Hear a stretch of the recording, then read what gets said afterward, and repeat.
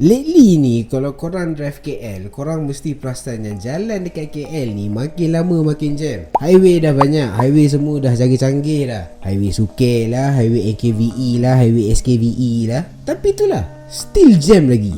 Gerak rumah lepas subuh pun still sampai office lambat. Jadi bila dah ramai orang duk komplain pasal traffic jam ni, government buat satu inisiatif. Apa inisiatif tu? Adakah kita akan dapat public transport yang baru? Adakah government nak buat walkable area polisi yang baru? No. Kau dapat Zeus Coffee.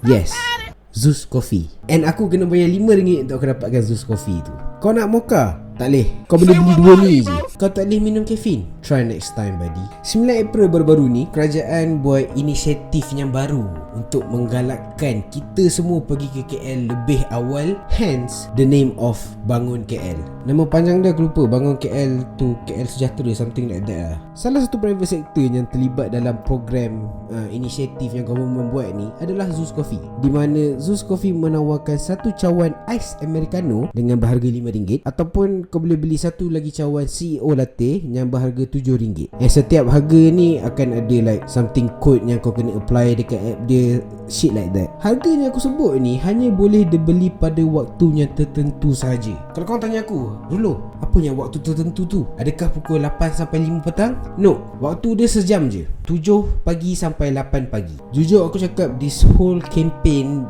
with the government dengan Zeus Coffee does not make a single sense. First problem, as a 9 to 5 worker yang always commute to KL, aku boleh cakap yang coffee will not solve KL punya traffic congestion.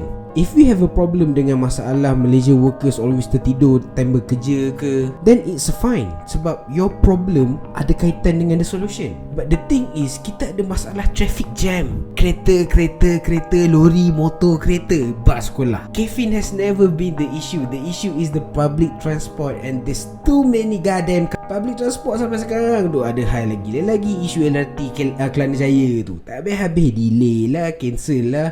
Baru-baru ni LRT Bukit Jalil tiba-tiba shutdown secara tiba-tiba, no notice. Secara realistiknya, public transport ni is a very crucial thing untuk satu negara ni. Tapi ia memerlukan satu kos yang sangat besar, sama ada untuk maintain or even buat baru.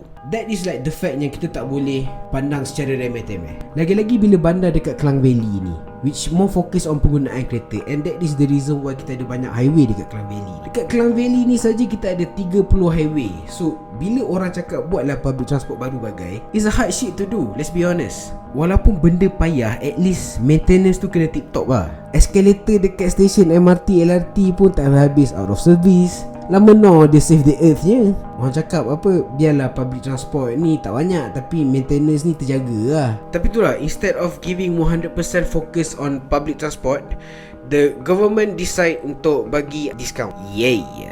To be honest, in my humble opinion, inisiatif yang government buat ni tak adalah like the worst of all time punya inisiatif. Aku faham arah yang diorang nak tuju ni. Kalau diorang cakap yang diorang akan fix public transport and at the same time buat bangun KL punya inisiatif ni, aku rasa okey je. Aku rasa semua orang akan layan je dengan inisiatif government ni. Satu lagi masalah isu ni adalah timing dia merapu, man.